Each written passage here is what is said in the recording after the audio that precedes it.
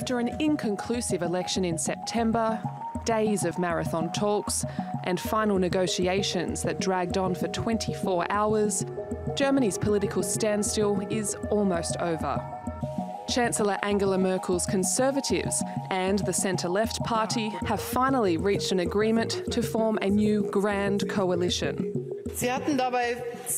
People had two expectations: that we should finally form a stable government and that our discussions should focus on the real needs of people. I am convinced that the coalition deal that we reached can be all of this, the basis of a good and stable government that our country needs and that many in the world are expecting of us. Merkel hopes the agreement will help keep Germany's economy strong and guide the country into the future. The treaty supports the creation of a European monetary fund that could become a significant instrument for EU financing. With some $56 billion in the public coffers, the three parties want to boost public investment while maintaining a balanced budget and holding off on tax hikes. One topic the parties were at odds on is immigration. They have now agreed to limit the number of refugees and migrants coming into Germany to around 200,000 annually. While reaffirming their commitment to NATO, the deal makes no mention of increasing Germany's defence spending, a topic the SPD has been vehemently objecting. SPD leader Martin Schulz, who's now set to become foreign minister, has been trying to get as many concessions as possible to win over sceptics in his party. This treaty has been heavily influenced by us, and we are grateful that certain concessions that were difficult for the CDU and the CSU were still able to be achieved. We are making good policies for the workers of this country. We want unlimited employment contracts to become the norm again. The three parties have also ironed out their differences on labour and the division of ministries. The SPD is set to head 6 ministries, including Foreign Affairs, Labour and Finance. But there's one last hurdle. The coalition pact needs approval from the Social Democrats' 460,000 members, who will go to the polls in March. Many members are unconvinced, and if a majority rejects the deal, Merkel would face an unappealing choice between leading an unstable minority government and heading to the polls again. Liz Maddock, TRT World.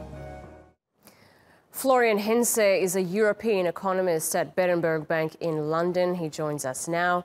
So let's just quickly look at this period in which the negotiations took place. What effect, if any, did this month of uncertainty, these 4 months of uncertainty, have on the German economy? If it had any impact, then this was actually positive. So if you look at basically the leading indicators of the last couple of months, whether this is the IFO or the PMIs or any confidence indicators, we barely have seen any effect because those indicators have rather run higher. So taking this together, not a big impact yet. But the key is obviously whether this is going to stay as it is. Certainly, if we would have an upheaval with the SPD vote early March and SPD members would say no to a coalition government between their party and Merkel's centre-right-led bloc, it would be, the uncertainty obviously would be bigger because as you said in the introduction, this could lead to repeat elections or minority governments. But our base case would be SPD members will say yes.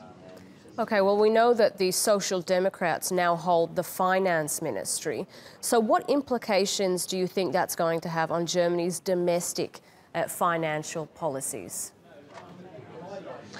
Well, with a centre-left finance minister, we would expect a slightly more domestic spending. So whether this is sort of investment in infrastructure, in education, more generous pension entitlements, basically these have been laid out in the coalition agreement. And if a centre-right finance minister would have been leading or basically exercising those policies, we wouldn't have expected as much sort of push there, as we now expect with centre-left finance ministers. But remember, not much has changed in terms of sort of party politics or the general public's closeness to stability and fiscal prudence. So Germany is not going to give up its fiscal surplus over the next 2 or 3 years, only because now we have a centre-left finance minister. Okay, well, we've heard about this European Monetary Fund. So what are the implications then? Because everybody looks at Germany and stability in the German economy as being key to the European bloc. Yes, so what we are seeing and what has been laid out actually in this coalition agreement and already in the preliminary agreement, which was already discussed in January, is that the Stability Fund, which is called the ESM, or European Stability Mechanism, should be basically beefed up into a European Monetary Fund, which would have more competencies, higher capacities than the current ESM. At the end of the day, for Germany, it's a right to raise capacities at the European level as long as Berlin, basically the national governments, and that's the parliament, keeps its power to say yes or no. And this is not going to change as laid out in this coalition agreement. Thank you very much. That's Florian Hense, European economist at Berenberg Bank in London. Thank you very much for that insight.